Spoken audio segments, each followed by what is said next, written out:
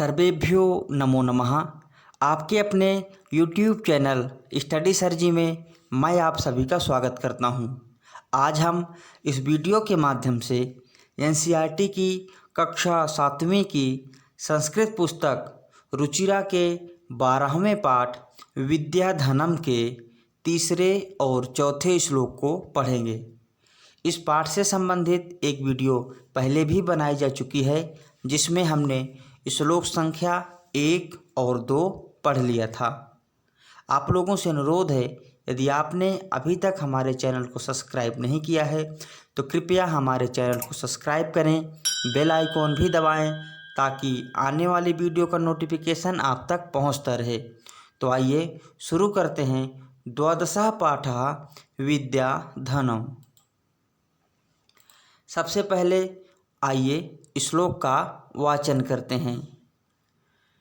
केयूराः न भूषयन्ति पुरुषं हारा न चन्द्रोज्ज्वला न स्नानं न विलेपनं न कुसुमं नालङ्कृता मूर्धजा वाण्डेकाशमलङ्करोति पुरुषं या संस्कृता धार्यते क्षीयन्तेऽखिलभूषणानि सततं वाग्भूषणं भूषणं वाग्भूषणं भूषणम्। आइए श्लोक के अन्वय को जानते हैं।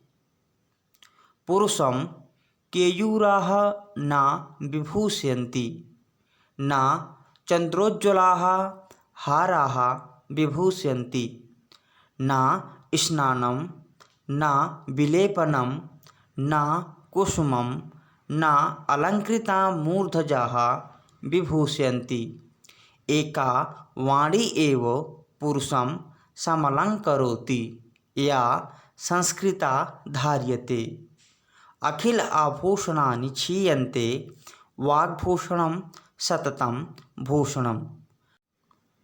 आइए अन्वय के माध्यम से श्लोक के अर्थ को समझने का प्रयास करते हैं। पुरुषम केयूराः न विभूषयन्ति। पुरुषम अर्थात मनुष्य को, केयूराः बाजूबंद, न विभूषयन्ति नहीं विभूषित करते हैं, ना चंद्रोज्ज्वलाः हाराः और ना ही चंद्रमा के समान उज्ज्वल हार। अर्थात कहने का तात्पर्य यह है, मनुष्य को बाजूबंद नहीं सजाते हैं और ना ही चंद्रमा के समान चमकने वाले हार। ना स्नानम ना विलेपनम, ना स्नान और ना ही किसी प्रकार का लेप, ना कुसुमम ना ही फूल, नालंकृता मूर्धजाः। मूर्धजा अर्थात बालों को सजाने से भी मनुष्य विभूषित नहीं होता है। वाण्डे का समलंकरोति पुरुषम। पुरुषम अर्थात मनुष्य को समलंकरोति अच्छी प्रकार से सजाती है। कौन? वाण्डे का। वाणी एका अर्थात एक वाणी ही ऐसा आभूषण है जो मनुष्य को अच्छी प्रकार से सजाती है। या संस्कृता धार्यते, और वाणी कैसी होनी चाहिए? या जो संस्कृता धार्यते संस्कारों के साथ धारण की गई हो। क्षीयन्ते अखिल आभूषणानि सततम। सततम अर्थात हमेशा, क्षीयन्ते नष्ट हो जाते हैं, अखिल आभूषणानि संसार के जितने भी आभूषण हैं सब नष्ट हो जाते हैं, परंतु वाग्भूषणम भूषणम, वाणी रूपी जो गहना है वो हमेशा रहने वाला सच्चा गहना है। अर्थात कहने का तात्पर्य यह है कि मनुष्य की सुंदरता उसकी मधुर वाणी है और वही एक ऐसा आभूषण है जो कभी नष्ट नहीं होता है। अतः मनुष्य का बाजूबंद, चंद्रमा के समान चमकने वाला हार, सुगंधित द्रव्य, उसके सजाए हुए बाल, उसे सुशोभित नहीं करते हैं। एकमात्र सुंदर वाणी ही मनुष्य को सुशोभित करती है, जो विद्या के द्वारा ही ग्रहण किया जा सकता है। आइए इस श्लोक के शब्दार्थ देखते हैं। केयूराहा अर्थात बाजूबंद, विभूषयन्ति सुशोभित करते हैं। चंद्रोज्ज्वलाहा चंद्रमा के समान चमकीला। ना नहीं विलेपनम शरीर पर लेप करने योग्य सुगंधित द्रव्य। कुसुमम फूल। नालंकृता ना सजाए हुए।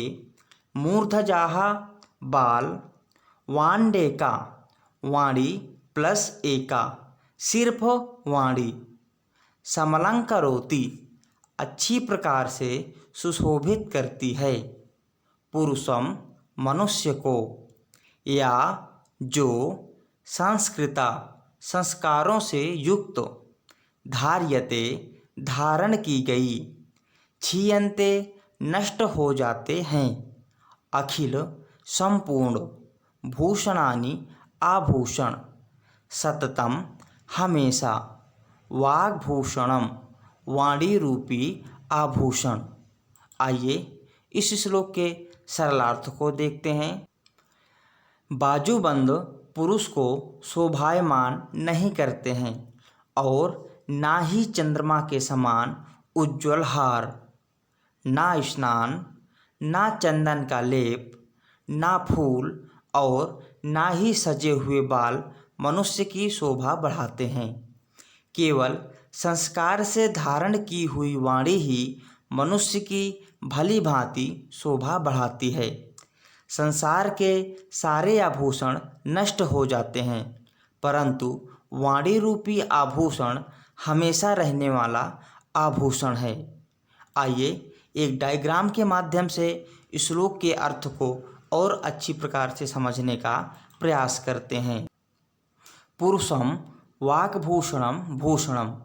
पुरुषम अर्थात मनुष्य का वाणी रूपी आभूषण ही सच्चा आभूषण होता है। इसके अलावा संसार के जितने भी अन्य आभूषण हैं सारे नष्ट हो जाते हैं। आइए जानते हैं कौन कौन से आभूषण हैं जो मनुष्य को सजाते तो हैं लेकिन समय के साथ नष्ट हो जाते हैं। सबसे पहला आभूषण है ना केयूराहा विभूषयन्ति। केयूराहा अर्थात बाजूबंद मनुष्य को बाजूबंद नहीं सुशोभित करते हैं।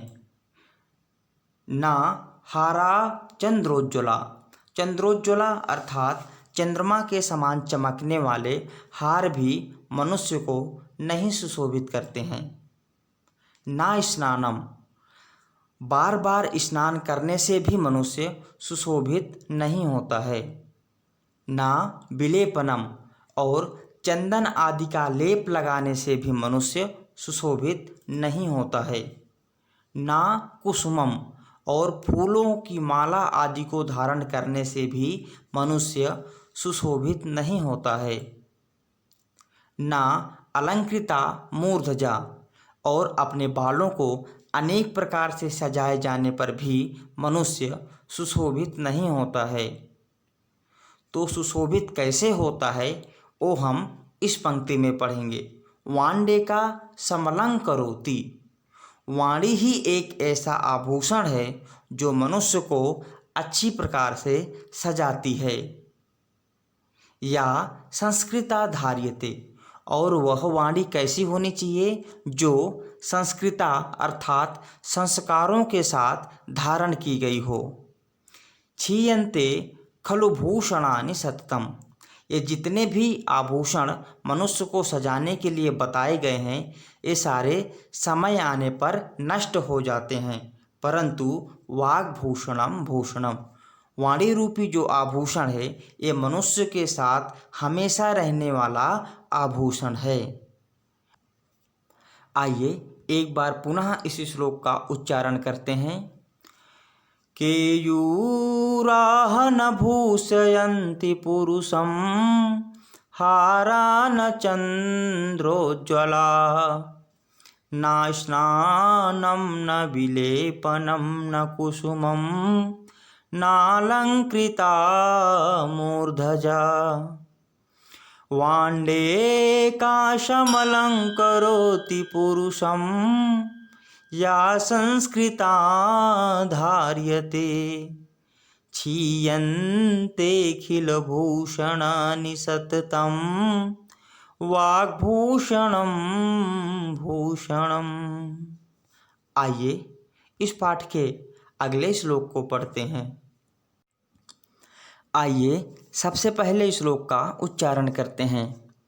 विद्या नाम नरस्य कीर्तिरतुला भाग्यक्षये चाश्रयः धेनुः कामदुधारतिश्च विरहे नेत्रं तृतीयं च सा सत्कारायतनं कुलस्य महिमा रत्नैर्विना भूषणं तस्माद् अन्य उपेक्ष्य सर्वविषयं विद्याधिकारं कुरु विद्याधिकारं कुरु।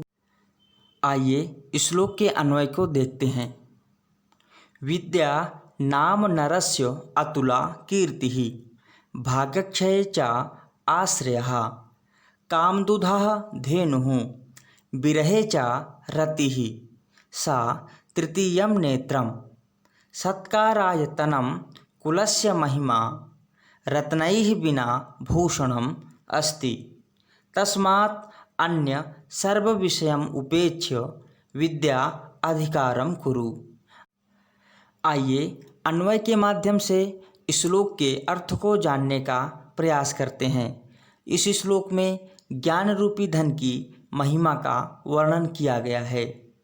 विद्या अर्थात ज्ञान रूपी जो धन है, नरस्य मनुष्य की अतुला कीर्ति, अतुलनीय कीर्ति है। कीर्ति अर्थात मान सम्मान। भाग्यक्षये च आश्रयः और भाग्य के नष्ट हो जाने पर मनुष्य का सहारा है। धेनुः कामदुधा, कामधेनु गाय के समान मनुष्य की सभी इच्छाओं को पूरा करने वाली है। रतिश्च विरहे और विरह के समय मनुष्य के लिए प्रिय है। नेत्रम तृतीयम च सा और वह तीसरे नेत्र के समान है। सत्कारायतनम, सत्कार अर्थात मान सम्मान का निवास है, अर्थात ज्ञान रूपी धन होने पर मनुष्य को अधिक मान सम्मान प्राप्त होता है। कुलस्य महिमा और कुल की महिमा अर्थात सम्मान है। रत्नैर्बिना भूषणम, विद्या अर्थात ज्ञान रूपी जो धन है वो बिना रत्नों के ही आभूषण है। तस्मात् इसलिए अन्य उपेक्ष्य सर्व विषयम, सभी दूसरे विषयों को छोड़ करके विद्याधिकारम कुरु, विद्या रूपी धन पर अधिकार करो। अर्थात इस श्लोक में विद्या की महिमा के बारे में बताया गया है। विद्या ही मनुष्य का यश है और इच्छाओं की पूर्ति करने वाली है। अगर किसी का भाग्य साथ नहीं देता है तो उस स्थिति में ज्ञान ही एकमात्र सहारा है। वियोग की दशा में विद्या ही प्रेम है। विद्या अगर किसी के पास है तो उसे हमेशा मान सम्मान मिलता है। विद्या कुल की महिमा है और बिना रत्नों का आभूषण है। इसलिए हमें सभी चीज़ों को छोड़कर विद्या धन को ज़्यादा से ज़्यादा इकट्ठा करना चाहिए और खर्च भी करना चाहिए, क्योंकि खर्च करने से ज्ञान रूपी धन हमेशा बढ़ता है। आइए इस श्लोक के शब्दार्थों को देखते हैं। कीर्ति ही अतुला, अत्यधिक यश। भाग्यक्षय, भाग्य के नष्ट होने पर। च और आश्रयः, सहारा है। धेनुः गाय। कामदुधा, इच्छाओं की पूर्ति करने वाली।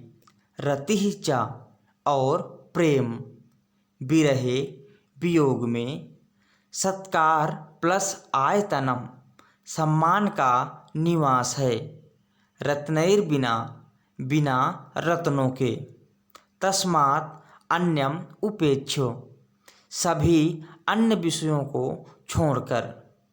आइए श्लोक के सरलार्थ को देखते हैं।